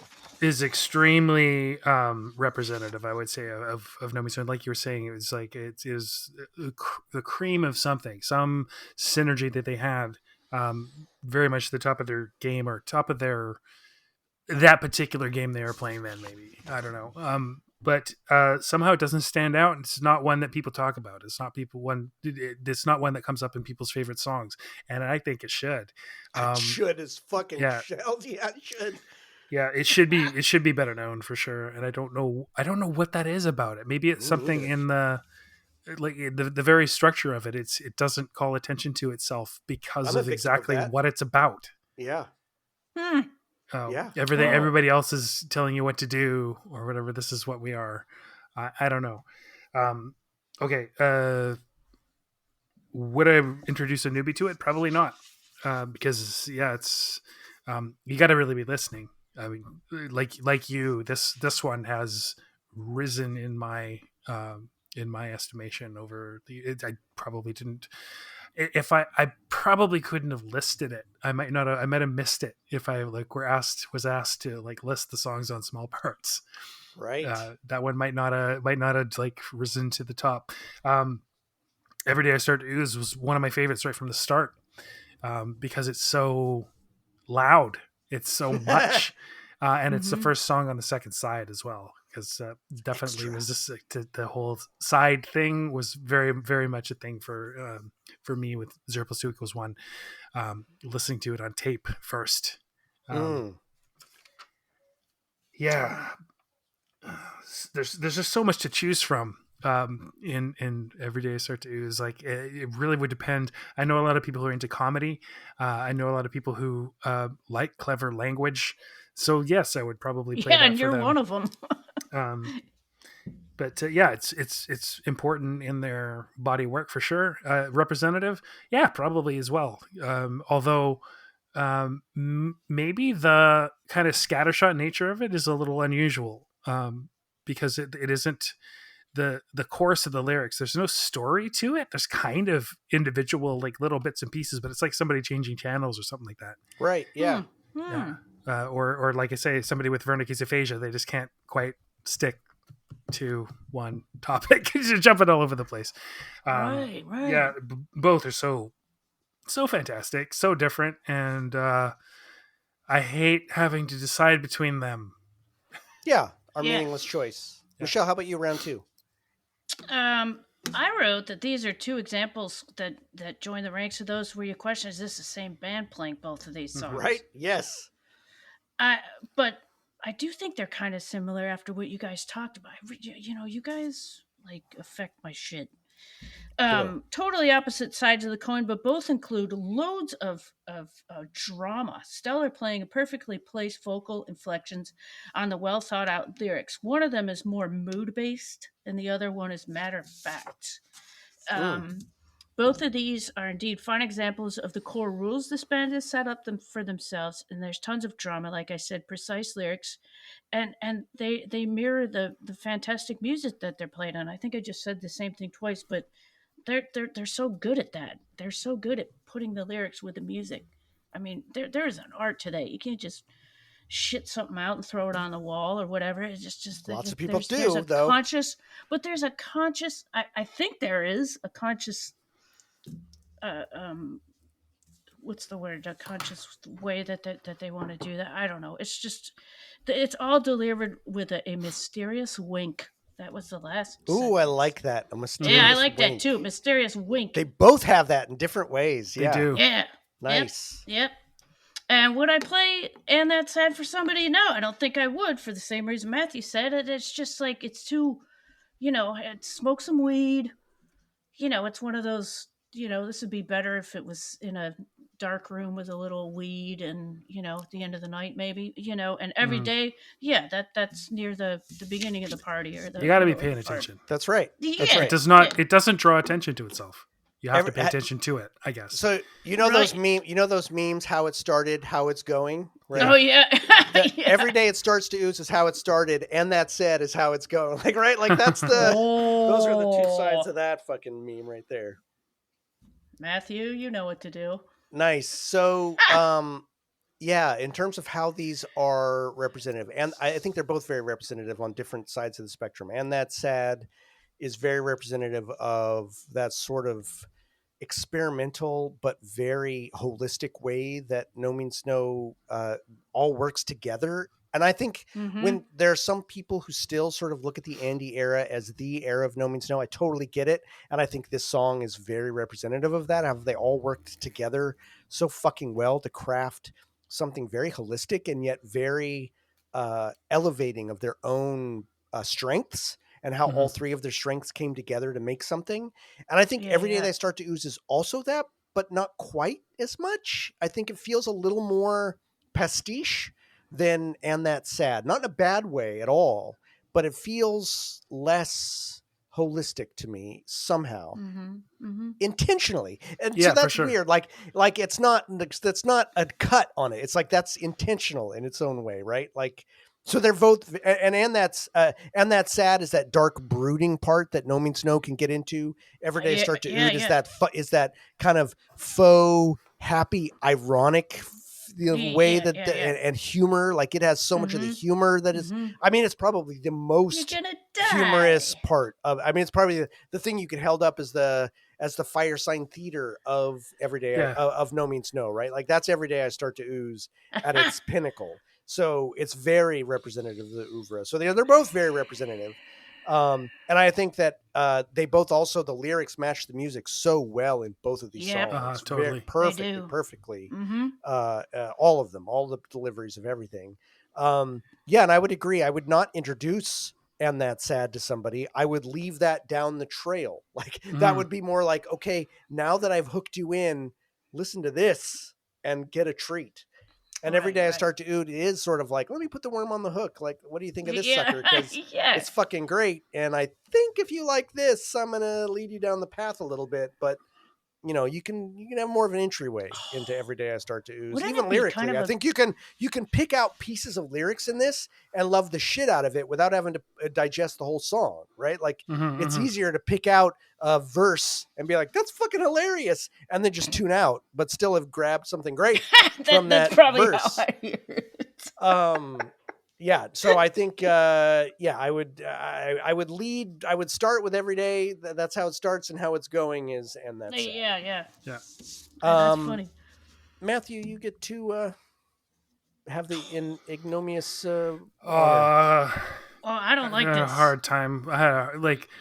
First pairing was rough, and then I was driving around and really thinking about these two, and I actually thought when they came up, when we found out the matchups last time, Every Day I Start to Ooze has been a favorite of mine for so long. It was a standout on the album. I would have thought it was a real easy decision, but this was not at all an easy decision. Like I'd say for most of my No Means No listening career, I probably would have assumed that Ooze would have been my preference between, but because And That's Sad is just such a sleeper, that it became extremely difficult. I think because I don't know. Generally, I'm not a person who really cares a lot what other people think. If I care what you think, then I care what you think. But back in the day, you're a teenager and everything like that. I was the guy who had the radio show, and I was the guy who knew about bands that nobody knew about. And I, certainly played it up a little bit. And I was like, okay, well, this song, it's clever, and I'm a clever guy for liking it. And maybe I'll show this to people because show that I'm a clever guy. But now that I don't care as much because I'm about to turn 50, because you're about to turn 50, I'm paying more attention to stuff like, so I kind of feel like And That's Sad is like The Wire, and Every Day I Start to Ooze is like Tim and Eric, awesome show, great job. Right. That's which I totally fucking love, but it's a sketch show and you can watch bits of it and really appreciate them. Some of it is actually extremely intelligent, extremely beautiful to me. Most of it, in one way, yeah. Yeah, in one way. But then, like, And That's Sad is just something else, and that's why I have to vote for it. And That's Sad. And a surprise to me, but actually kind of head and shoulders above Every Day I Start to Ooze. Wow. Wow. Michelle. That was beautiful. Wow. Okay, so I hate going after you guys. I had a vote, then I changed my mind, then I went back to it, then I changed my mind again. So, Oh, yeah, no, I know. I'm really interested to know where you fall on this because I have zero idea. Yeah. Well, I'm gonna go with the first thing I circled, but I do it with some chagrin. And so, in the spirit of representing being the outsider here, I'm gonna vote for Every Day I Start to Ooze. I nice. know. No, but that's I think great. I don't know. That's great. Crossed it out, and So you bounce back and forth. You vacillated. And that sad's The Wire, and I love The Wire.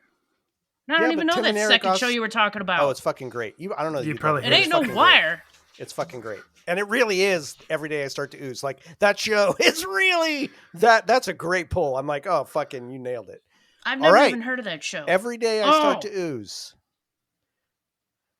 Fuck, tiebreaker. So, I think we know where this is going. Matthew, I felt similar to you. Like, there's years of my No Means No listening where Every Day I Start to Ooze, this would have been like an instant no-brainer. Like, pull the lever. Of course. Yeah. It's Every Day I Start to Ooze. It wasn't till we did this podcast and I listened to And That's Sad over and over again that I went, how the fuck did I sleep on this song? And much like you, I wouldn't have, you asked me to spell it, like write out the name. I mean, much of what you said, I could have written that same fucking shit. If I'd have written out the names of the songs, I wouldn't have even written this one down. I don't know how the fuck I slept on this song. Man, maybe it was because of my youth. Great. But this song now, yeah, fucking hell.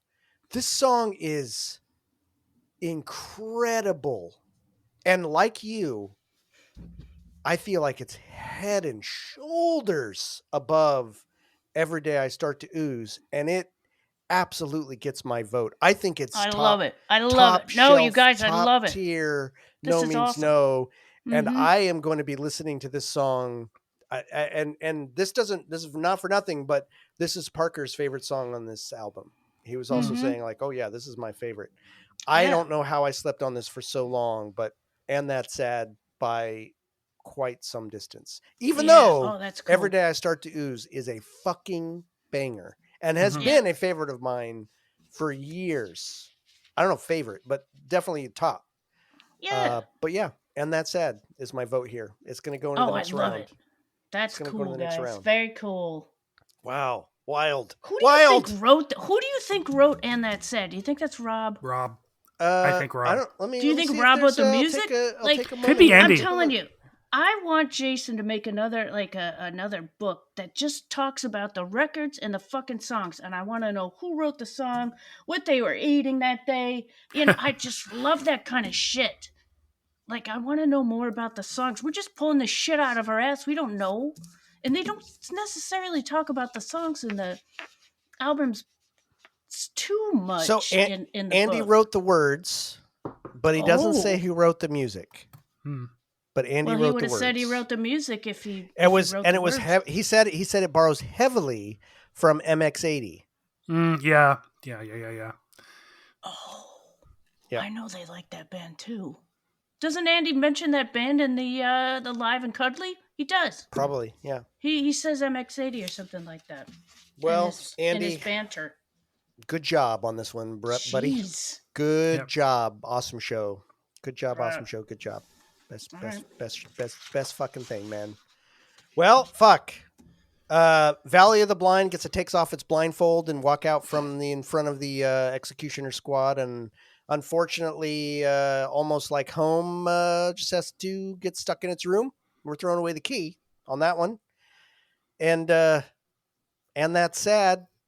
Gets a moment of being happy, and Every Day I Start to Ooze oozes between the floor cracks to disappear forevermore in the future of this podcast. That was a banger. We had one unanimous decision and one close. I'd say close for all of us. Yeah, less close for me than I would have thought going into this. When we rolled the dice, both of you guys. When I clicked the button, I was pretty sure what my votes were going to be, but the more I listened to it, It's, you know what, I have to say, it's one of my favorite things about doing this podcast has been being forced because of the format to listen to some of these songs over and over and being like, oh shit, I did not not give that one the due it was due. Yeah. And this is one of those. All right, well, cool. No Means No Thing is produced and edited by yours truly, Jordan Flato. Co-hosting and a fucking amazing podcast graphics are by Matthew Kowalik. Michelle Strangers is our third and everyone's favorite, Andy Kerr in particular, co-host and our official Foley artist. Shout out to our official mascot, Teddy. Thank you to No Means No for the use of stock taking as our intro and outro music. If there's a God up there in heaven, he must be one big fucking jerk.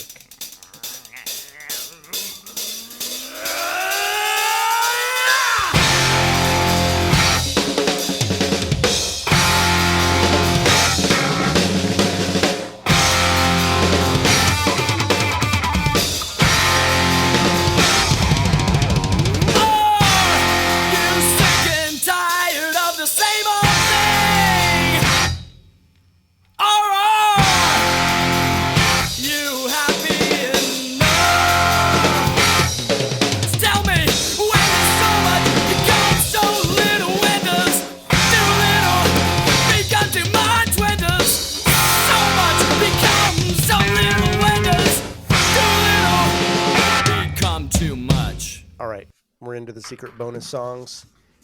We're gonna do round one of the bonus songs, and fuck you. This will be fun. And this is I think I know already. This is not 65? Hard. 65. Yeah. Wow. It can retire.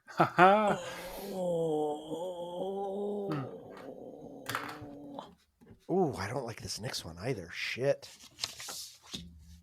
Hold on, let me paste it in. All right, are you ready? Here comes the second matchup. We only have 9 more episodes left, folks, by the way, just as a little hint. I kind of did the math today. We got 9 more episodes to get through the rest of the songs for a song. Well, actually, the last one's going to have a extra thrown in, or maybe there'll only be 8. Well, why is there not 4, you mean? Yeah, because there's only 37 songs left. That's not we even can bring back. We can bring back fucking. Oh no, Bruno's. What the fuck you can do? I'm still. We can't bring it back twice in one. The fuck you round, can't. Horseshit. It's a great song. It's a great fucking song. It's probably going to be the one at the end. I demand that. Come on. Yeah. Anyway, we're not going to litigate that right now. We've got 4 more coming up. It's going to be a fun one next week, folks. Not next week. 2 weeks, 4 weeks, 8 weeks. I don't fucking know. Depends on what life. Let's try for 2. I have a bathroom again. Try. Yeah, it depends on what life throws our way. Were you holding it in all this time? No. He just means. No, but I had to fill my fucking every time I. Every day he starts to ooze. I had to go and fill a steel pot in the kitchen to dump into the back of the toilet to flush it. That's fun. For like, well, you were making it sound like you had no toilet. Well, that's just about as bad. You want to do that every time you take a shit? You want to be filling up the back of your toilet? I'd rather do that than have it go down with no water. Ladies and gentlemen, this has been No Means No Thing podcast. And as we always like to leave you with a little bit of really warm and fuzzy, just go ahead and fuck off.